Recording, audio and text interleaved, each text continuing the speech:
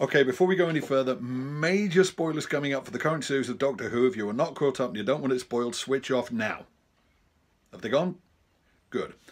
Fandom, in particular science fiction fandom, is, it's safe to say, a very different beast from what it was when I first started getting involved back in the 1980s. In particular, the information age has made the relationship between creators and fans far more of a two-way street than it ever used to be. And what I find particularly fascinating these days is not so much fandom's response to what creators do, which in itself has changed, of which more later, but what's particularly interesting is creators' response to fandom's response to what they do. There have been curiously parallel developments in the last couple of years in the worlds of Star Wars and Doctor Who, which have provoked predictable reactions from predictable elements within their respective fandoms. But interestingly, the response from the custodians, I guess, of these two franchises has been markedly different. And just at the moment, I'm very proud to be a Doctor Who fan. Now, December 2017 saw the release of Star Wars The Last Jedi, the second middle installment in what has become known as the sequel trilogy, which was written and directed by the very independently minded Rian Johnson. Now, as you may know, initially the plan was that all three of these movies were going to be written and directed by somebody different. The first one written and directed by J.J. Abrams, who was overseeing the whole project.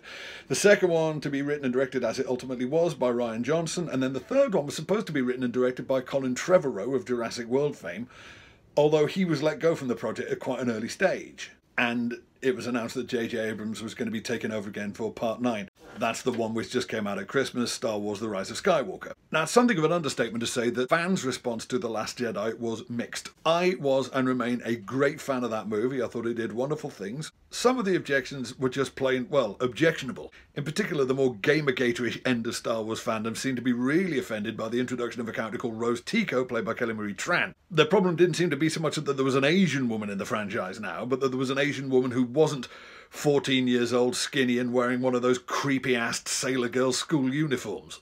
Grr. Now, a few months prior to this, in the summer of 2017, the producers of Doctor Who had announced that the outgoing Peter Capaldi would be replaced by the very definitely female Jodie Whittaker. And while response to this was broadly positive, there were some horrified reactions which eventually coalesced around the hashtag #NotMyDoctor. As a side note, I personally thought that they would probably go with non-white male before they went with female, and actually top of my list was Sacha Dhawan, who, of course, has now turned up in the series as the Master. So I was nearly right. Now, a year or so after the announcement of the casting, Jodie's Doctor made her screen debut proper, and let's be honest, her first season was a bit of a mixed bag. Some of the episodes, in particular the one about Rosa Parks, were magnificent. Some of them meandered a bit. Chris Chibnall, the new showrunner and head writer, is someone who, I'll be honest, I've sometimes had my doubts about. And in particular, he seems to have a bit of a bad habit of tell, don't show. Far too many plot points were conveyed by means of breathlessly delivered info dumps full of technobabble. But of course, as far as the Not My Doctor crowd were concerned, the only problem with the show was Jodie. She was all wrong. You can't have a girl doctor. No girls allowed. This is our treehouse. No girls. And when it was subsequently announced that there wasn't going to be another full series until 2020, inevitably the Not My Doctor man babies chalked this up as a win, completely ignoring the fact that actually in this current phase of Doctor Who, gaps of more than 12 months between seasons are by no means uncommon. Took a whole year off in 2009 and nobody was like, oh, that's it, the show's over then. Actually, some of them were, but that's Doctor Who fans for you. But now she's back, the show's back, we're a good few episodes into the current series. The one that just went out was an absolute corker, of which more in a minute. And of course, at Christmas, Star Wars came back with Episode 9 of The Rise of Skywalker and the return of J.J. Abrams to helming the franchise. Now, I am not, of course, in any way privy to the creative processes of Lucasfilm or J.J. Abrams in particular. So I have no idea what, if any, influence the fan objections to The Last Jedi had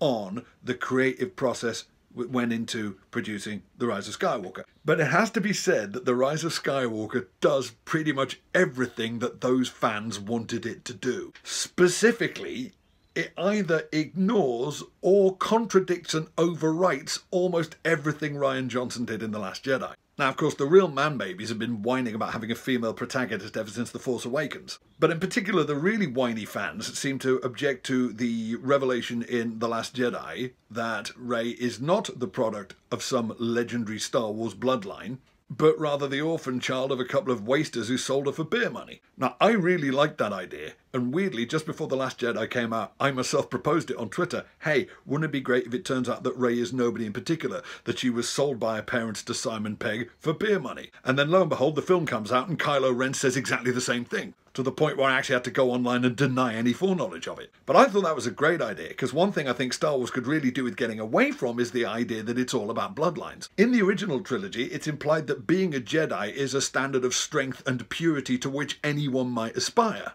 But then in the prequel trilogy, it turns out that it's something you're either born with or you're not, which is a rather disappointingly fascist notion, if you ask me. And I really like the way that The Last Jedi challenged it. In particular, in the very last scene of The Last Jedi, it suggested that there's a new generation of Force-empowered people springing up all over the galaxy, and that maybe the Jedi have had their time, and that some other force for the good in the galaxy must now arise to take their place. The Rise of Skywalker completely ignores that. It retcons Rey's origins, and what do you know it now? She is the granddaughter of a famous Star Wars bloodline. And perhaps most disturbingly, Rose Tico, Kelly Marie Tran, is basically not in this film.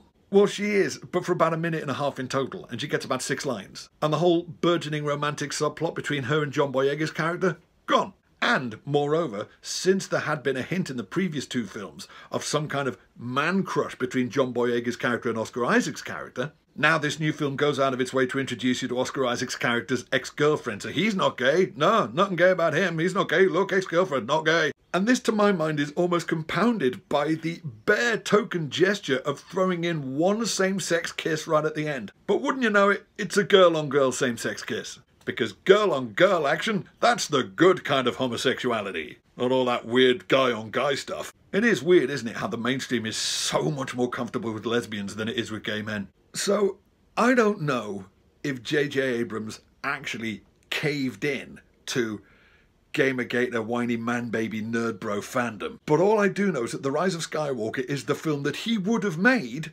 had he been caving in to Gamergate, whiny man-baby nerd bro fandom. It's also, while we're here, kind of disrespectful to Rian Johnson. I mean, look, if you're going to bring somebody in and give them carte blanche to write and direct part 2 of a trilogy, then you've already kind of obligated yourself to honour what they did in part 2 when you come back to write part 3. Don't just come stomping back in and go, yeah, whatever, now back to my story. I mean, JJ was overseeing the whole project. If he had such a big problem with what Rian Johnson was going to do with part 8, surely the time to do that was at the script phase.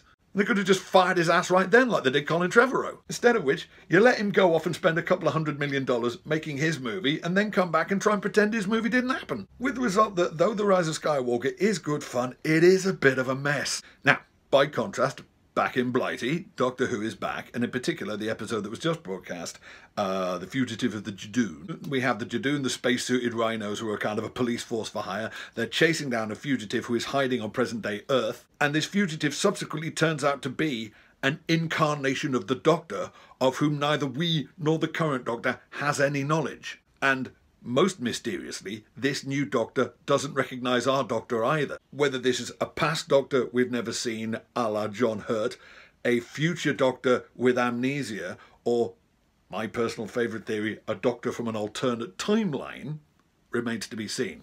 But this new, previously unseen version of the Doctor is played by Jo Martin, and is not only female again, but she's black this time. Now, I don't know whether this is a calculated fuck you to the Not My Doctor crowd, but it really works as a calculated fuck you to the Not My Doctor crowd. And I, for one, find this rather invigorating. Especially since I spent 2 hours at Christmas watching what looked like J.J. Abrams totally caving in to the Not My Star Wars crowd.